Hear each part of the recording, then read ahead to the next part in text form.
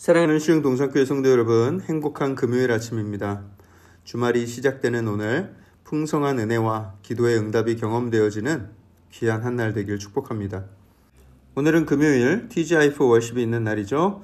오늘은 특별히 외부에서 강사 목사님이 오셔서 귀한 말씀 전해주실 텐데요. 오늘은 부평교회를 담임하시는 박호성 목사님께서 오셔서 말씀 전해주십니다. 기대를 아주 많이 하고 오셔도 좋을 것 같습니다.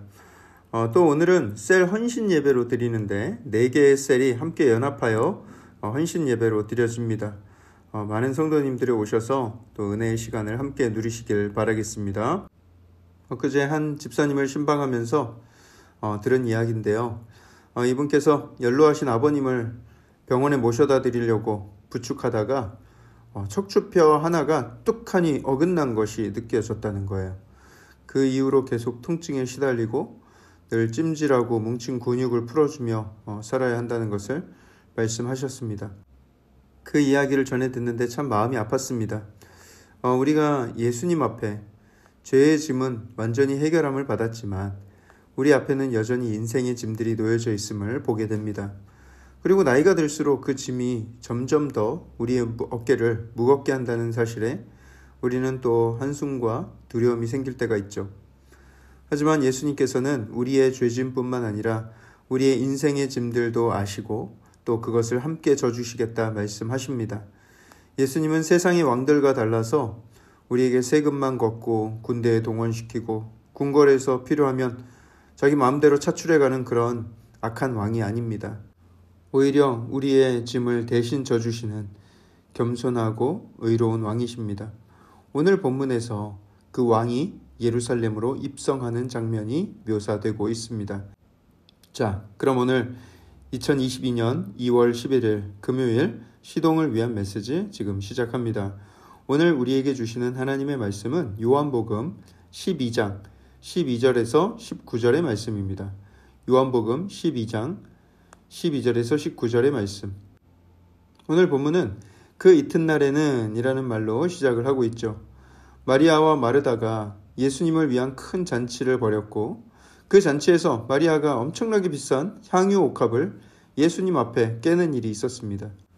대제사장들과 유대인 기득권들은 그 소식을 듣고 예수님과 나사로를 함께 죽이려는 모의를 했습니다.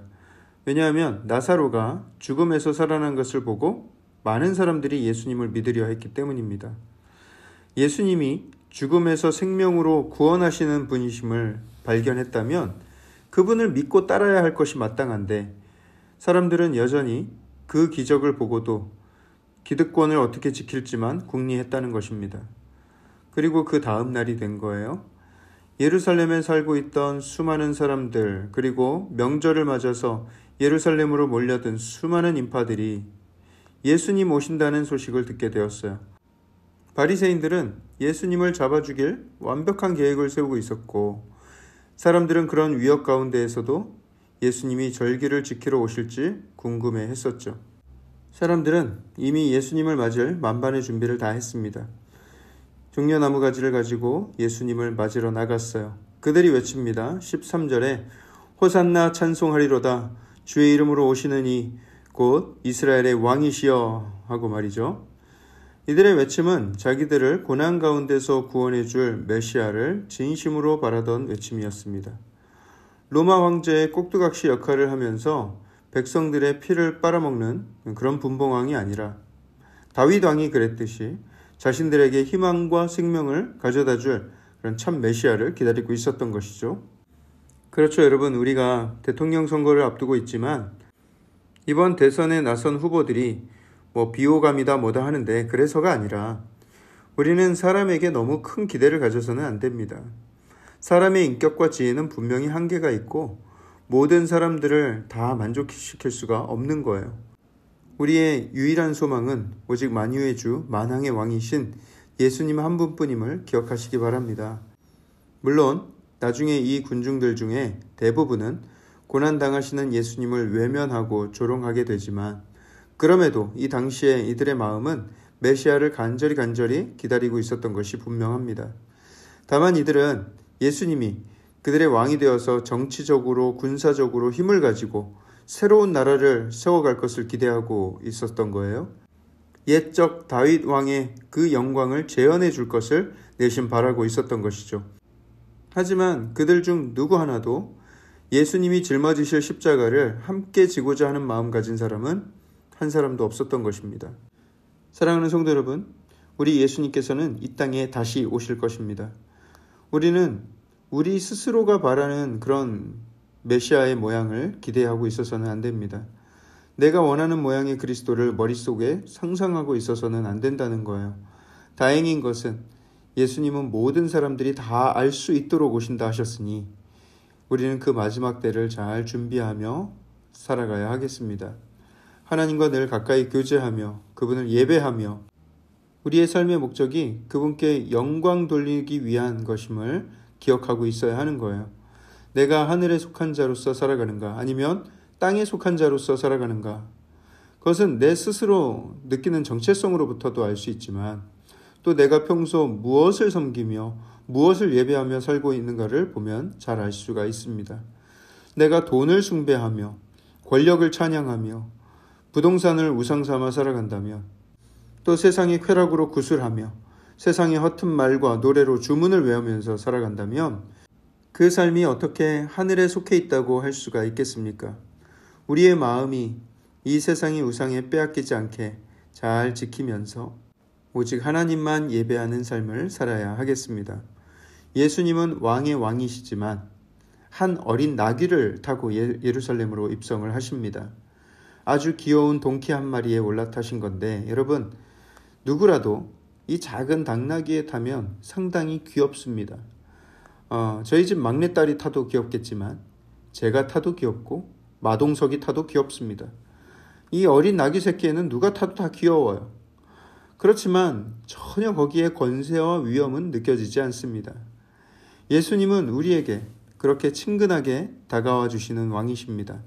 수천 수만의 군대를 거느리고 군악대와 아라비아산 적토마가 이끄는 그런 전차를 타고 나타나는 왕이라면 우리는 그 얼굴을 제대로 쳐다볼 수도 없고 가까이 다가갈 수도 없을 거예요. 하지만 지금 예수님께서는 어린 아이들도 타고 노는 그런 나귀 새끼에 올라타서 입성하고 계시는 것을 볼 수가 있죠. 겸손의 왕, 섬김의 왕, 우리의 짐을 대신 져주시는 왕임을 우리에게 보여주고 계신 것입니다. 우리는 그분께 친근하게 다가갈 수가 있는 것이죠. 또한 예수님이 나귀를 타신 것은 예언의 성취였습니다. 스가랴 9장 9절을 보면 이렇게 기록하고 있어요. 시온에 따라 크게 기뻐할지어다. 예루살렘에 따라 즐거이 부를지어다. 보라, 내 왕이 내게 임하시나니 그는 공의로우시며 구원을 베푸시며 겸손하여서 나귀를 타시나니 나귀의 작은 것 곧 나귀 새끼니라. 예수님이 이 땅에 오시기 이미 수백 년 전에 스가랴 선지자가 예수님의 오심을 이렇게 예언했다는 거예요. 그리고 예수님은 정확하게 이 예언을 성취하신 것입니다. 온 백성들이 예수님을 왕으로 칭송하면서 환호하는 모습을 보면서 이 바리새인들이 자기들끼리 모여서 이야기를 합니다. 야, 이제는 우리 다 의미 없다. 봐라, 온 세상이 다 그를 따르고 있지 않냐 하면서 자포자기하는 모습을 보이고 있습니다. 아니, 구약의 예언이 이 정도로 확실하게 성취되고 죽은 사람을 살리는 걸 보고 천국에 대한 신비한 가르침을 듣고 한다면 차라리 예수님을 믿는 것이 더 쉽지 않았을까 생각을 해보아요. 성경을 그렇게 잘 아는 사람들이었다면 의심하고 모의하기 전에 구약의 선지자들이 예언한 것을 하나하나 다 맞춰보았을 텐데, 그걸 맞춰봤다면 다 들어맞은 것을 발견했을 텐데 하는 생각을 하게 된다는 것이죠. 하지만 예수님을 믿는 믿음은 그렇게 논리적으로 해서 해결되는 것이 아닙니다. 구원의 문제는 하나님께 선택받아서 영적인 초대를 받는 것입니다. 하늘나라로의 초대. 그 구원의 초대는 내가 뭔가를 잘해서 얻는 것이 아닙니다. 그것은 선물로 주어지는 것입니다. 영원한 구원, 하나님이 주시는 은혜, 이것은 선택한 자들에게 주시는 선물입니다. 다시 말해서 내가 뭘 노력하고 종교적으로 열심을 내고 내가 뭔가를 이해하고 논리적으로 알고 이렇게 해서 될 문제가 아니라 하나님께 선택을 받아야 하는 문제라는 거예요. 그리고 그 선택은 하나님께 있기 때문에 그마저도 은혜라고 할 수가 있습니다. 여러분, 그렇기 때문에 우리는 하나님의 구원 앞에서 겸손할 수밖에 없습니다. 우리의 의를 내세울 수 없습니다. 우리의 공로는 1도 없습니다. 그렇기 때문에 권리라는 것은 없습니다. 우리의 공로로, 우리의 열심으로 구원을 얻을 수 있다면 여러분, 우리는 맨날 코피 터지게 종교 생활을 해야 할 거예요. 자유함이라고는 하나도 없이 모두가 다 율법주의자, 종교주의자가 되어버릴 것입니다. 하지만 구원은 은혜로 이루어진다는 사실 안에서 우리는 얼마나 큰 자유를 누리고 하나님의 사랑을 누리고 영원한 생명과 천국 백성의 권세를 누릴 수가 있는지, 여러분, 이게 얼마나 큰 축복입니까? 겸손한 왕으로 우리에게 다가오셔서 그 좋은 구원을 허락해 주신 우리 주님을 찬양하며 경배하는 저와 여러분들의 삶이 되기를 축복합니다. 종교 생활로서가 아니라, 율법주의가 아니라 하나님을 사랑하는 마음으로 하나님께 가까이 다가가며 예배하며 살아가는 저와 여러분들의 삶이 되길 축복합니다. 사랑의 하나님, 자격 없는 우리에게 이렇게 가까이 다가오셔서 그 만왕의 왕, 이 우주의 권세, 그 이상의 권세를 가지신 예수님께서 이 땅에 인간의 몸으로 오셔서 우리를 구원하시고 우리를 대신해서 피 흘려 죽으심에 아버지, 우리가 구원을 얻을 수 있었습니다. 아버지, 이것이 얼마나 우리에게 큰 축복이고 은혜인지를 깨달아 알게 하시고 그 귀한 선물, 그 영원한 생명 주신 예수님께 온 마음 다하여 예배하고 찬양하며 살아가는 우리의 삶이 되게 하여 주시옵소서. 오직 주의 영광 위에서 살아가는 우리의 삶이 되길 소원하오니 주님, 우리를 사용하여 주시옵소서. 모든 말씀을 살아계신 예수 그리스도 이름으로 기도합니다. 아멘.